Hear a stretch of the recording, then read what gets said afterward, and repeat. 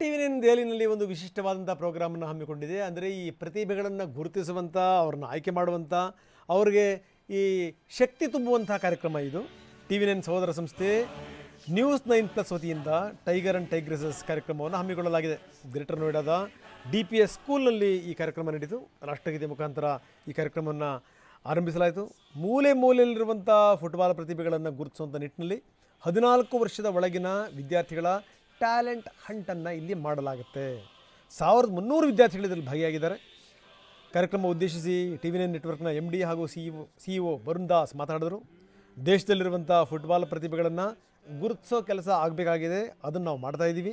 ಮಹಿಳಾ ತಂಡ ಕೂಡ ಭಾರತವನ್ನು ಪ್ರತಿನಿಧಿಸಬೇಕು ಅಂತ ಈ ಸಂದರ್ಭದಲ್ಲಿ ವರುಣ್ ದಾಸ್ ಕರೆ ಕೊಟ್ಟರು.